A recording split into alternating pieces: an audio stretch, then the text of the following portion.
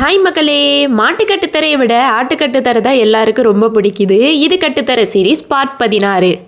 இன்னைக்கு பார்த்தீங்கன்னா வெயில் கடுமையாக இருந்ததால வெள்ளாடு வெளியவே போகவே இல்லை. அதனால் கதவை சாத்திக்கிட்டே இன்னைக்கும் கட்டுத்தரை வேலை எல்லாமே முடிச்சாச்சு. ஆட்டையும் குட்டியையும் எப்படி பிரிக்க முடியாதோ அது மாதிரி நம்ம ரோசியையும் ரோஹிணியையும் நம்ம கட்டுத்தரை விட்டே பிரிக்கவே முடியாது. எப்போவுமே அதுகளுக்கு பாதுகாப்பாக கட்டுத்தரைக்குள்ளே இருக்குங்க. நேற்று தான் பார்த்தீங்கன்னா ஆட்டு எருமை வியாபாரிகள் வந்து வாங்கிட்டு போனாங்க. நிறைய எரு மழை பெஞ்சதுனால ஈரமாகவே இருந்துருச்சு. அதனால் நிறைய எருவு அப்படியே விட்டுட்டு போயிட்டாங்க.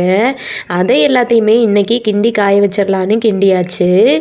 அப்போ தான் காஞ்சதுக்கப்புறம் ஓரளவு எரு மட்டுமாவது கிடைக்கும். அதை எல்லாத்தையும் வாங்கிட்டு போயிடுவாங்க. கட்டுத்தரையும் கூட்டி எருவையும் கிண்டுனதில் களைப்பாக இருப்போம்னு அப்பா இளநி வெட்டி தந்தாங்க. அதையும் குடிச்சாச்சு. சாப்பிட்ட வழுக்கையும் கொஞ்சமாக கோழிக்கு போட்டாச்சு. அதுவும் சாப்பிட்டுச்சு. ஆடுகளுக்கும் பாய் சொல்லிவிட்டு காலை சாப்பாடு சாப்பிட்றதுக்காக வீட்டுக்கு போயாச்சு. அடுத்த வீடியோவில் பார்க்கலாம். பாய்.